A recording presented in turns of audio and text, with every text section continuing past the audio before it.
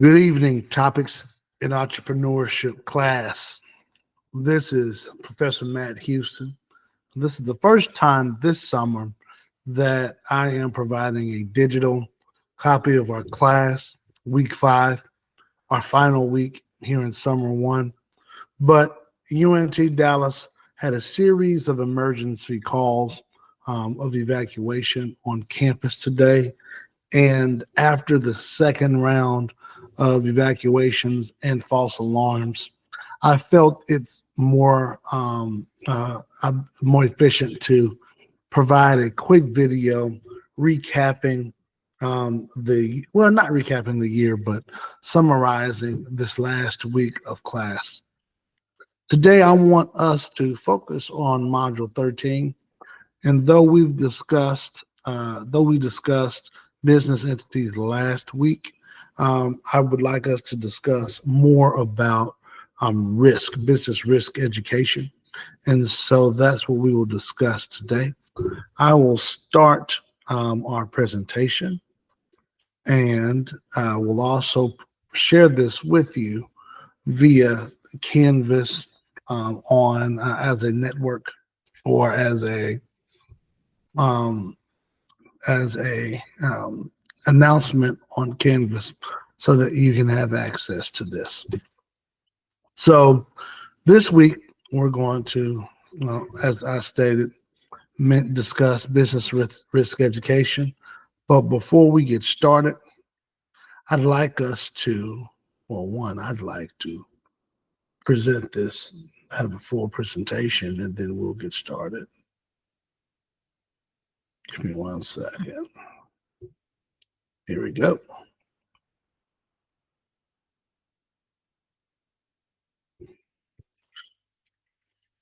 So our agenda today, we will be having a discussion we'll have a discussion on business risk.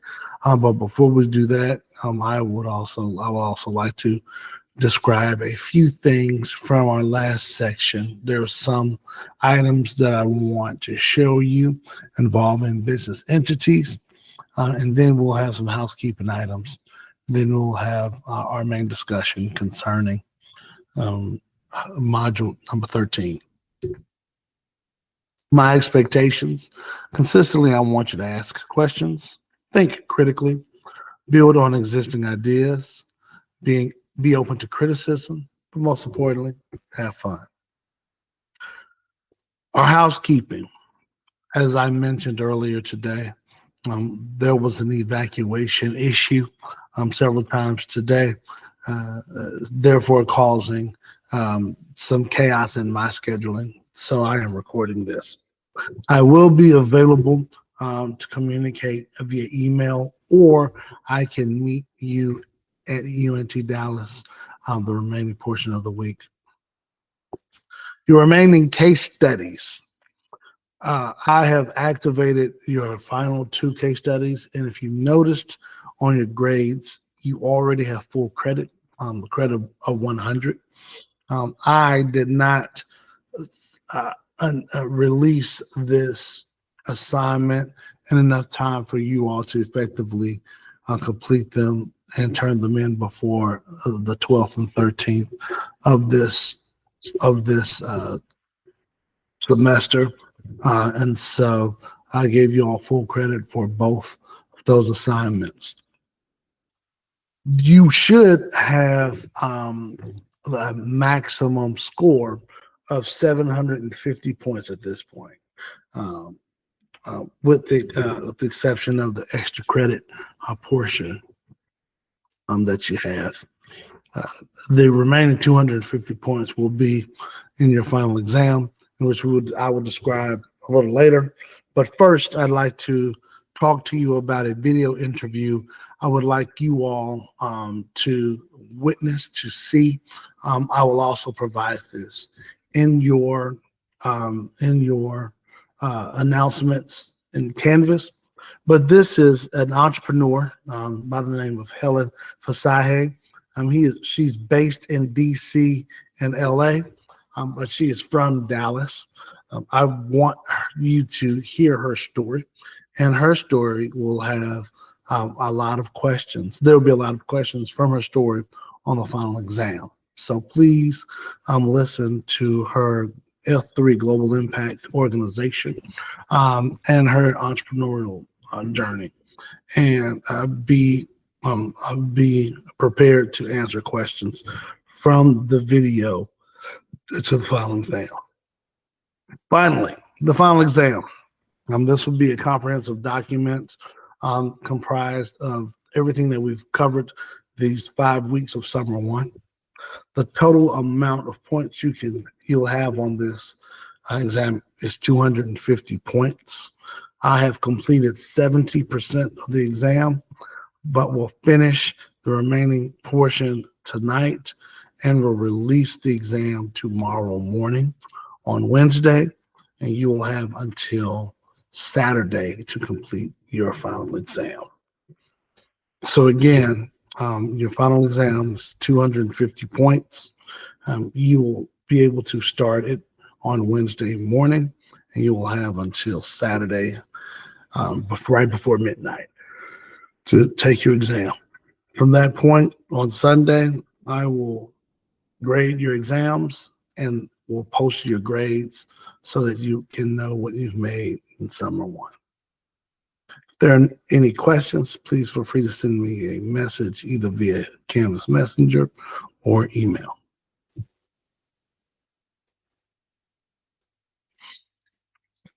The next slide, I want us to quickly recap the basic business structures we discussed.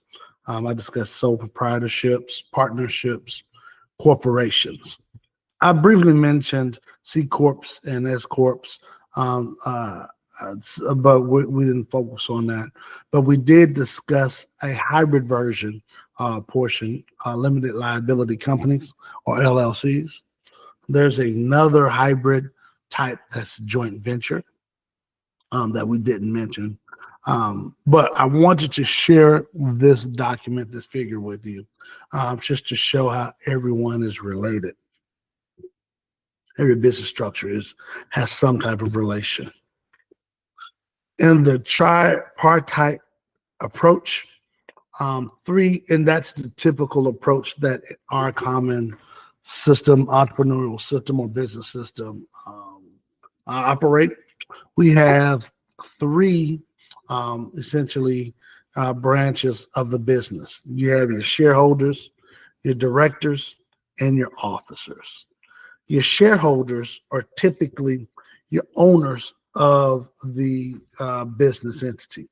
If it is a C or an S Corp, your shareholders can be the public, in which they have a slip called a stock that can determine how they can vote or create plans for the business. For smaller entities, sole proprietorships, partnerships, joint ventures, or LLCs, your shareholders are typically your principals. Your shareholders can also, going back to the corporate structure, your shareholders typically elect your directors. Your directors are typically officers, CEO, COO, CFO, things of that nature, and they are typically elected to serve as the operations or the responsible party for the shareholders or for the board to hold accountable to. From that point, shareholders elected directors. Directors, whether it's the CEO, the COO, things of that nature, they typically appoint the officers. Officers maybe, or typically are shareholders as well, that have some type of ownership in the company. Officers, CEOs, things of that nature, in a smaller business structure can also be the shareholder. My LLC, I am a CEO, but I am also a shareholder as principal. We have four individuals. We have a chief legal, we have chief counsel, a chief research officer, and a chief financial officer. but all of us are 25% owners. So we are shareholders, um, and we're officers at the same time. So that can exist in a smaller business structure. For large structures that have thousands of people or are public in nature, it's important that there's as little of intertwining as possible, or at least there's full um, um, there's full transparency, so people can understand the logic. This next figure, we discussed corporations and nonprofits and how the nonprofit structure is actually tied to the corporate business structure here in America. This is a visual representation of it. As you see, corporations or not-for-profits are not taxed, so they're in a category on itself before you separate into the for-profit, the C Corp, the S Corp, or the B Corp, right? The C corporation is all of these differences are taxed at different levels. So for the C corporation, you're taxed at the entry level. You're taxed at the very beginning portion of the process each year. For your S corporation, you're taxed at the individual level, which means each individual partner will be taxed from that. And for your B corporation, you're taxed as a C or S corporation, similar to either one of those structures. All right. This next figure shows the different business entities and their responsibilities and just their characteristics.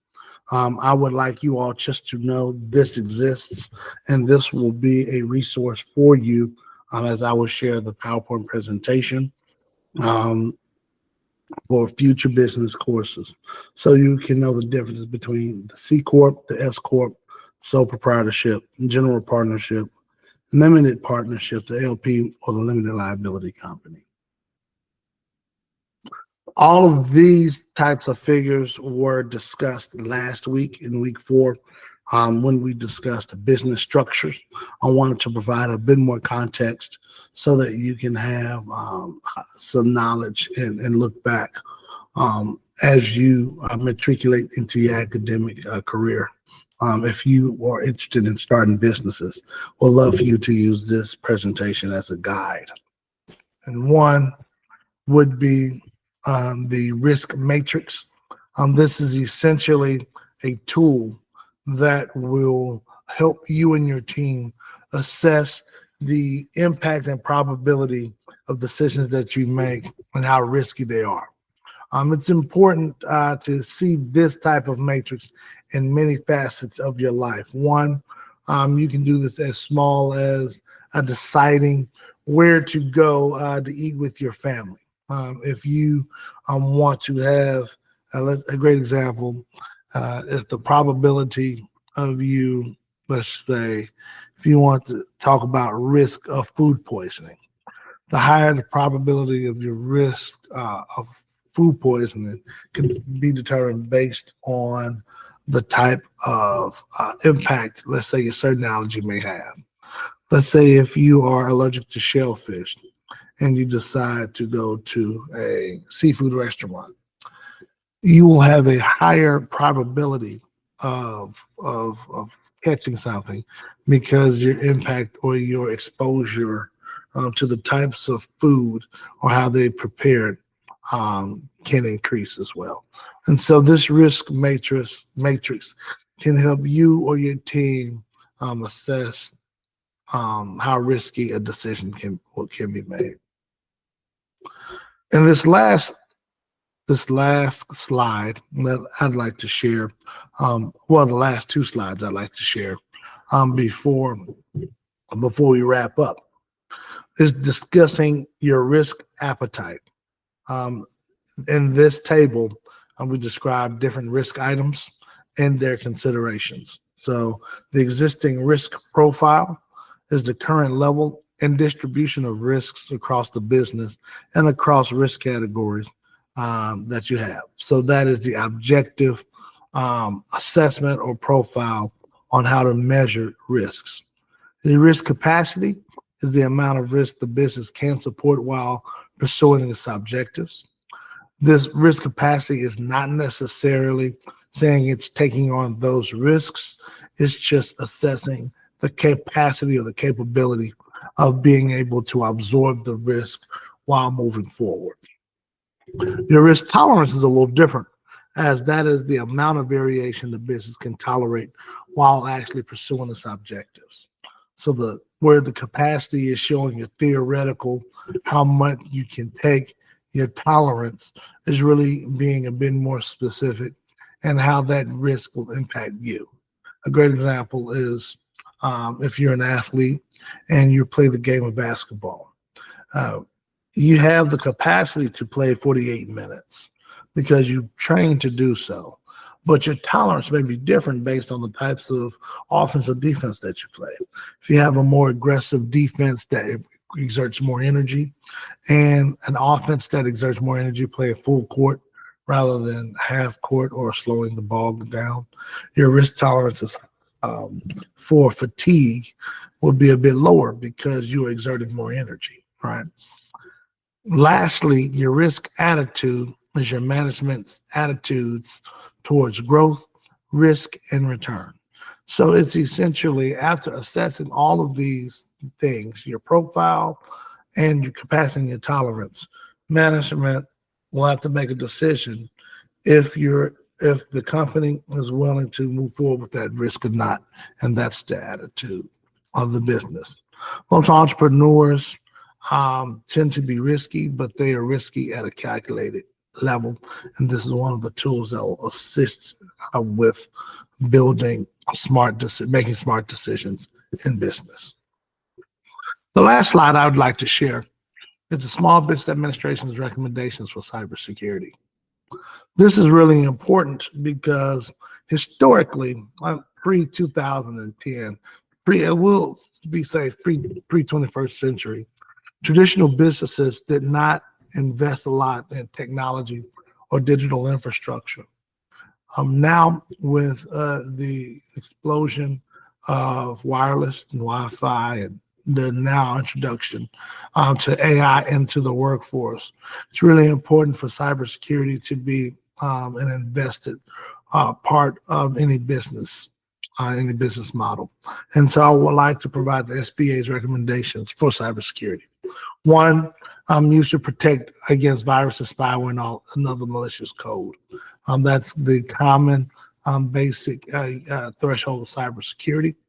You can do that by purchasing apps or technologies, software that can assist with your computer or your technology to either identify or to eliminate those types of spyware and code.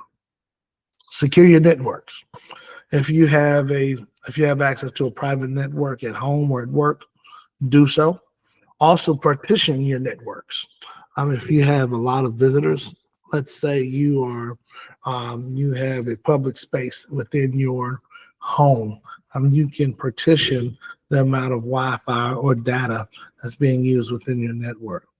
If you have a VPN, please utilize your virtual private network so that you're able to keep your data safe and secure. Establish security practices and policies to protect sensitive information. This may be as little as directing your staff to your chief technology officer so that they can instruct the organization or their best practices. But make sure there's some type of protocol to establish that. Educate your employees about cyber threats and hold them accountable. UNT Dallas does a great job with faculty and professors and staff to educate us annually on threats and cybersecurity. Use strong passwords, and I change them often. Change them every quarter or so. As seasons change, you should be able to change your passwords as well. Employ the best practices on payment cards. Having a strong a trusted source in transacting in business, particularly in e-business, is crucial as it is the bedrock of our economy.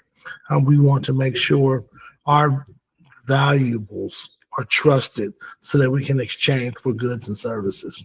The same is true in the technological world. Make backup copies of important business data and information. Redundancy is key. It allows you to be able to have backups just in case something happens in society. You can control physical access to computers and network components. Please do so. Be able to know where your hardware is, your technology is. Create a mobile device action plan. It's really important to be able to have mobility and transferring technology and being able to execute as a business.